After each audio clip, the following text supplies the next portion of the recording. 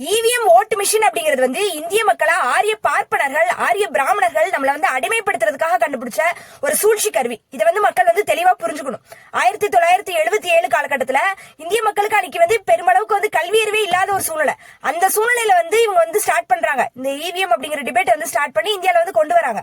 முழுக்க முழுக்க இந்திய மக்களை அடிமைப்படுத்தணுங்கிற ஒரே நோக்கம் மட்டும்தான். ஓட்டுரிமை காலி பண்ணணும். இந்திய மக்களோட ஓட்டுரிமை காலி பண்ணிட்டா இந்திய மக்களை அடிமைப்படுத்திடலாம்னு சொல்லிட்டு இவிஎம் அப்படிங்கிற ஒரு சூழ்ச்சி கருவியை வந்து கொண்டு வராங்க.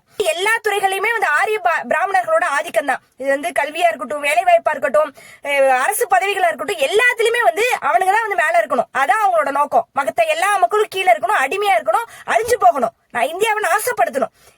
இதான் வந்து இவங்களோட நோக்கம். வெளியில இருந்து ஆரிய பார்ப்பன கூட்டம் வந்து இந்தியாவுக்குள்ள வந்து இந்தியாவை நாசப்படுத்திட்டு இருக்காங்க.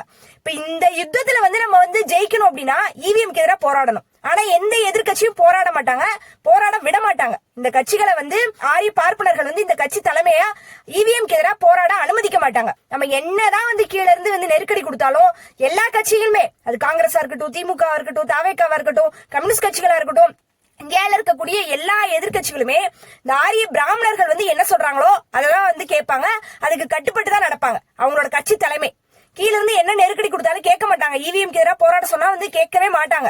இப்ப வந்து நம்ம வந்து என்னதான் சொன்னாலும் இவிஎம்க்கு எதிராக போராடுங்கன்னு சொன்னாலும் போராடாம இருக்கிறதுக்கு என்னென்ன காரணங்கள்லாம் வந்து கண்டுபிடிக்க முடியுமோ அத்தனை காரணங்களையும் கண்டுபிடிச்சு அதை தான் வந்து சொல்லுவாங்களே தவிர இவிஎம்க்கு எதிராக மட்டும் போராடவே மாட்டாங்க. ஓட்டுரிமை மீட்கிறதுக்கு வந்து எந்த போராட்டமும் நடத்த மாட்டாங்க இந்த எதிர்கட்சிகள்.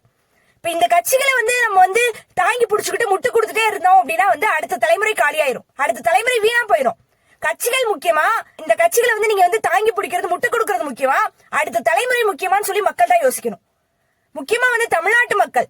ஏன்னா வந்து ஆரிய பிராமணர்களுக்கும் இந்திய பூர்வகுடிகளுக்குமான யுத்தம் அப்படிங்கறதுல தமிழர்கள் தான் முன்னாடி நின்று இருக்கோம். தமிழர்கள் தான் வந்து முன்னாடி நின்று இவங்களுக்கு எதிரான யுத்தத்துல வந்து ஜெயிச்சிருக்கோம் ஆல்ரெடி. நம்ம அதுல இருந்தா வந்து கொஞ்சம் கொஞ்சமா வந்து நம்ம மக்கள் வந்து மேல வந்து படிப்பறிவு, கல்வி அறிவு கிடைச்சு, வேலை வாய்ப்பு எல்லாத்துலயும் வந்து ஓரளவுக்கு வந்து முன்னேறிட்டு இருக்கோம். இன்னைக்கு திருப்பி வந்து கீழே கொண்டு போக பாக்குறாங்க. அதை வந்து நம்ம வந்து தடுத்து நிறுத்தணும். திருப்பி வந்து இந்த யுத்தத்துல வந்து நம்ம திருப்பி ஜெயிக்கணும் அப்படின்னா தமிழர்கள் வந்து முன்னாடி நிக்கணும், ஒட்டுமொத்த இந்தியாவுக்கு வழிகாட்டணும். இவிஎம்க்கு எதிரான போராட்டத்துல வந்து முன்னாடி நின்று போராடணும். மக்கள் வந்து இந்த கட்சிகளுக்கு முட்டு கொடுத்துட்டு இல்லாம, கட்சிகளை வந்து தாங்கி பிடிக்கிற வேலையை பார்த்துட்டு இல்லாம எல்லாரும் சேர்ந்து இவிஎம்க்கு எதிராக போராடணும்.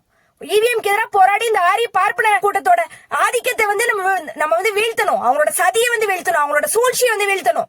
மக்கள் ஒண்ணு சேர்ந்து இவிஎம்க்கு எதிரான போராட்டத்தை தலைமை தாங்கி அதுல நம்ம வந்து ஜெயிச்சிட்டோம் அப்படின்னா கண்டிப்பா அடுத்த தலைமுறைக்கு வந்து வாழ்க்கை இருக்கு. அடுத்த தலைமுறை வந்து கண்டிப்பா நல்லா வாழ்வாங்க.